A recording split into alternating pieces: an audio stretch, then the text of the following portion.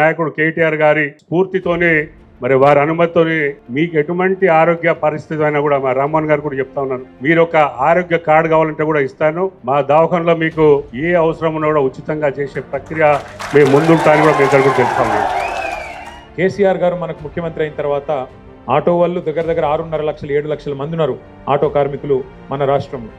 అందరికీ ప్రమాద బీమా అడగకుండానే, మేనిఫెస్టోలో పెట్టకుండానే, ఓట్ల కోసం దొంగ మాటలు చెప్పకుండానే కేసీఆర్ గారు కడుపులో ప్రేమ ఉన్న మనిషి కాబట్టి మీకోసం 5 లక్షల ప్రమాద బీమా ఆనాడు ముఖ్యమంత్రి కాగానే చేయడం జరిగింది. కేసీఆర్ గవర్నమెంట్లో మనం హైదరాబాద్లో ఒక స్కీమ్ పెట్టినాం, డ్రైవర్ టు ఓనర్ అనే స్కీమ్ పెట్టినాం. మనం డ్రైవర్లను ఓనర్లు చేయాలి అని చెప్పి మరి రకరకాల కార్పొరేషన్లకి వెళ్ళి లోన్లు ఇచ్చి డ్రైవర్లను ఓనర్లు చేస్తూ దగ్గర 15,000 ఆటోలు కేసీఆర్ గారి ప్రభుత్వంలో ఉన్నప్పుడు ఇచ్చింది. ఆ రోజేమో డ్రైవర్ టు ఓనర్, ఇవాళ ఏంది పరిస్థితి?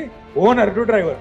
ఇక మార్పు అంటే ఒక ఇట్లుండదు మార్పు. ఈ రోజు మనం రాజన్న సిరిసిల్ల జిల్లాలో తీసుకున్న ఈ కార్యక్రమం నాకు తెలిసినంత వరకు ఒక 10 మందికి ఆలోచన కలిగిస్తుంది, 10 మందికి ప్రేరణ కలిగిస్తుంది, మిగతా జిల్లాలో కూడా కదలిక వస్తుందని చెప్పి నేను ఆశిస్తా ఉన్నాను. రాబోయే బడ్జెట్లో గనక రాష్ట్ర ప్రభుత్వం ఆటో సంక్షేమ బోర్డు పెట్టకపోతే హైదరాబాద్లో మహాధర్నాకు దిగుదాం పెద్ద ఎత్తున హైదరాబాద్లో.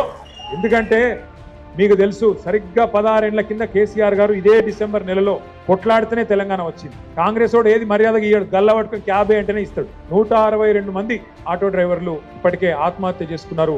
ఇది ఖచ్చితంగా ప్రభుత్వ హత్యలే, ఏ అనుమానం లేదు.